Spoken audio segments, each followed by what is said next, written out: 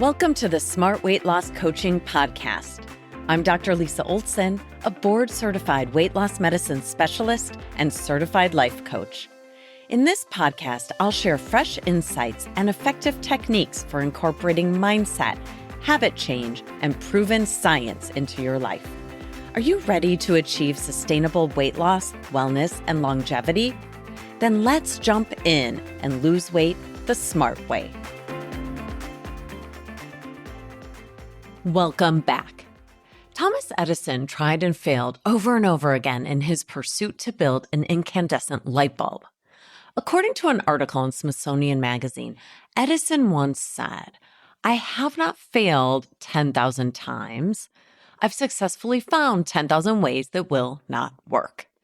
I love this because most women I meet who come to me for help with weight loss feel like they've tried to lose weight 10,000 times. Often they think they've failed, but I see it differently.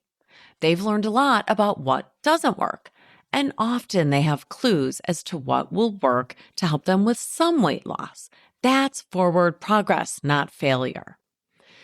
The main difference is what you make it mean when something doesn't work perfectly. Edison never made it mean, "I'm a failure," or "I'm never going to create a light bulb," when his 5,000th filament inside the bulb didn't work. Instead, I think he must have made it mean something like, "Well, that's another thing I can check off my list," or "I'm another step closer to the answer." Resilience is the ability to withstand or to recover quickly from difficult conditions. At first, I was thinking that Thomas Edison was resilient. And then the more I thought about it, I discovered not necessarily, though there's some of that resilience. I just don't think he ever framed his quest to develop a light bulb as a difficult condition to withstand. It was actually more like a puzzle that he was intensely curious about. And you don't have to consider your weight loss attempts to be difficult conditions to withstand either. In fact, if you're making your health journey that miserable, I'd suggest that you're doing it wrong. We're all on a journey to take care of ourselves, to live as healthy as we can for as long as we can.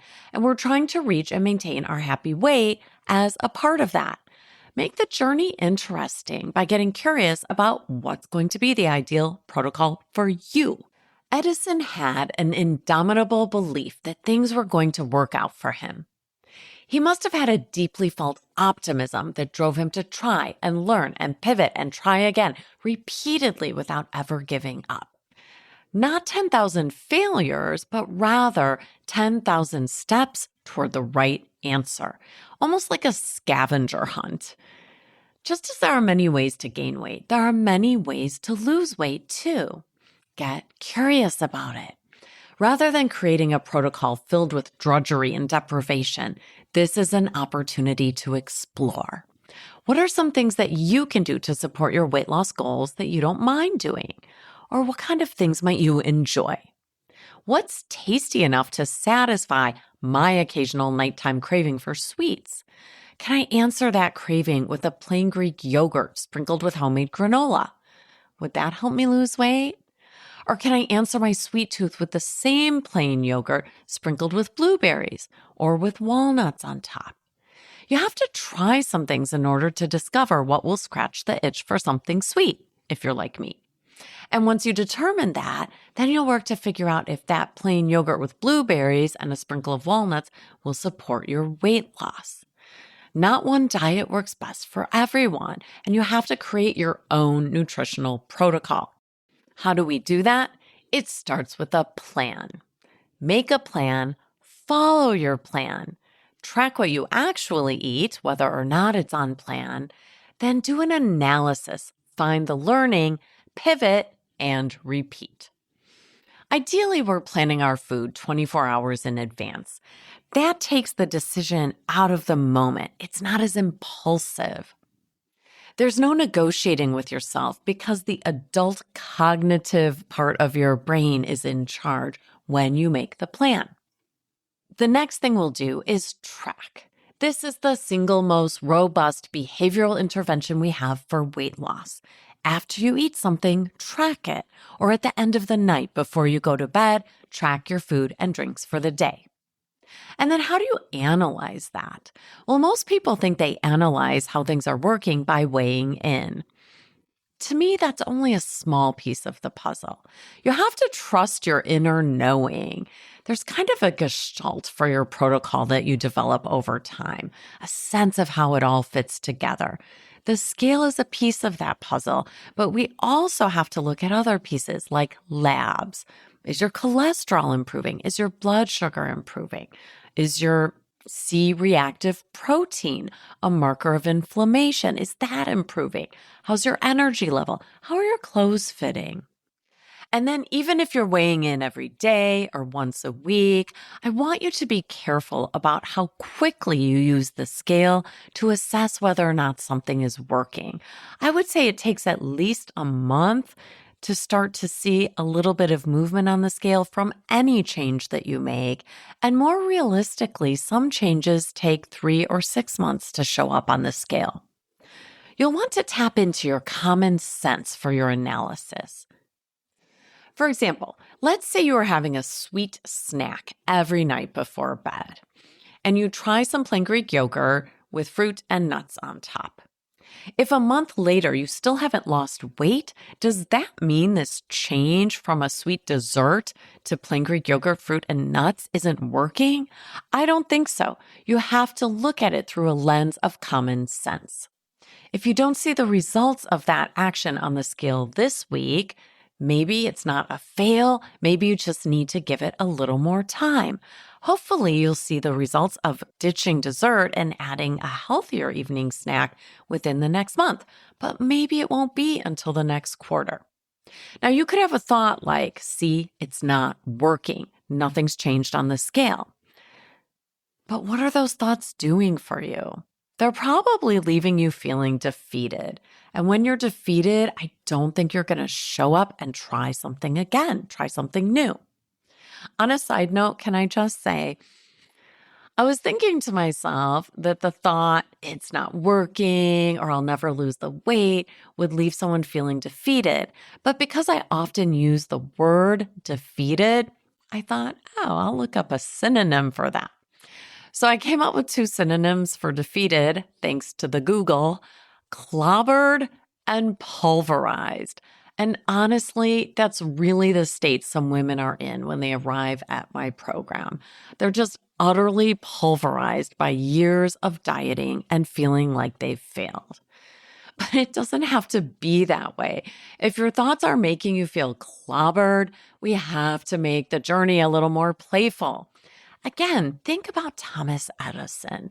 He was tinkering with someone that he was immensely curious about. He found it intriguing. It's like he knew there was a key for the lock, and if he kept trying key after key after key, he was finally going to unlock the secret.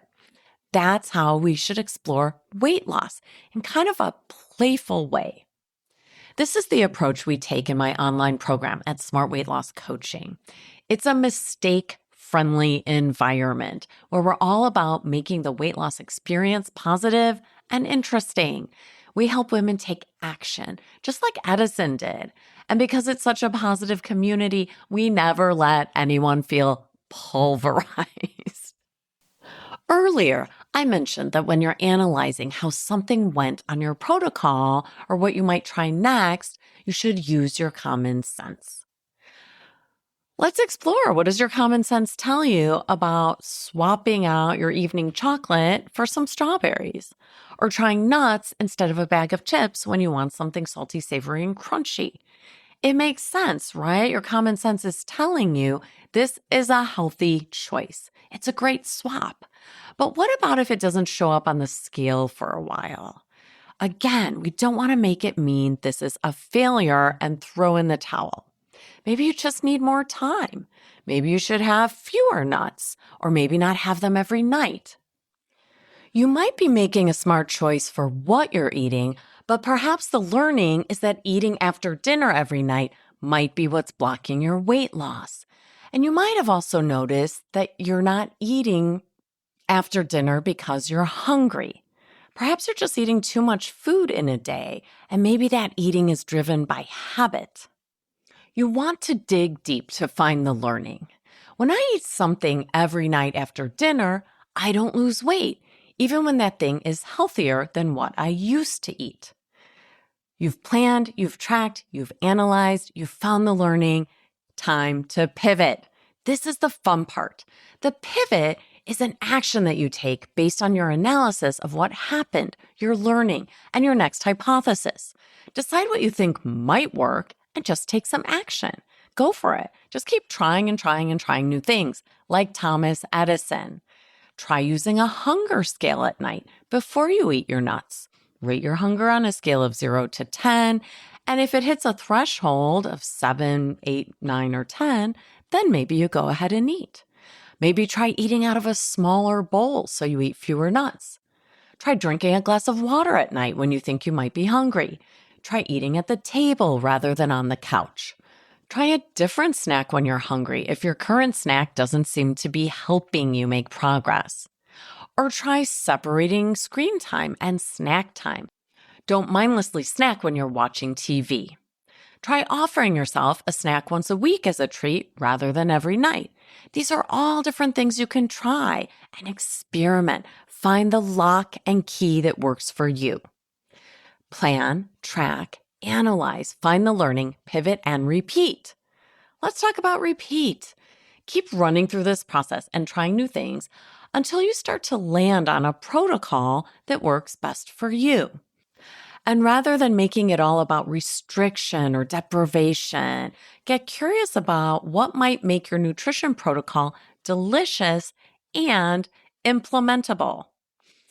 If you've tried to lose weight 20 times in the past and you've had some success but regained the weight, that's not a fail, that's learning.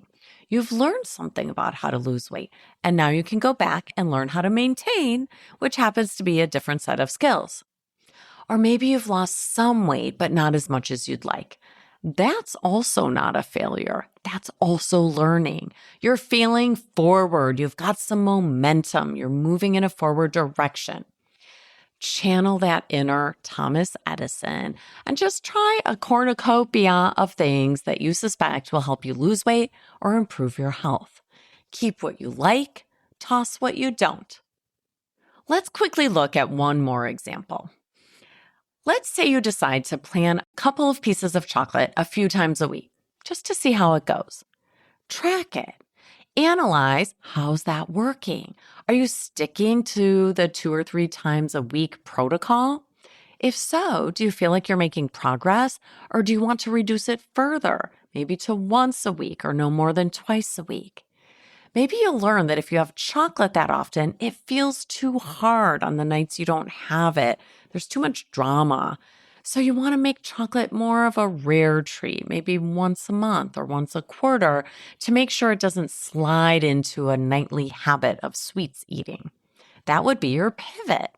You didn't fail at sticking to chocolate a few times a week. You tried it, you learned that wasn't an ideal plan for you, and you decided to pivot. Not everything you try is going to lead to a change on the scale. If your common sense tells you something should work, hold tight, give it a chance. But if it's pretty clear that that's not going in a right direction, don't be afraid to change your mind and try something new. Remember, plan, track, analyze, find the learning, pivot, and then repeat. This is a long-term process.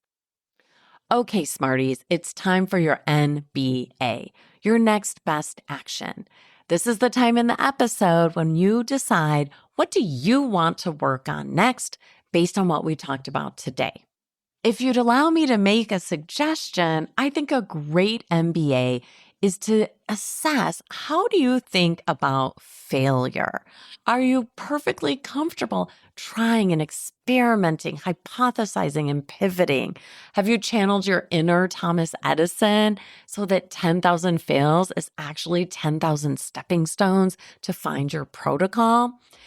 If not, maybe that's what you want to work on today. Thanks so much for listening. If you'd like more support during your smart weight loss journey, check out our group coaching program at smartweightlosscoaching.com. Until next time, stay well and stay smart.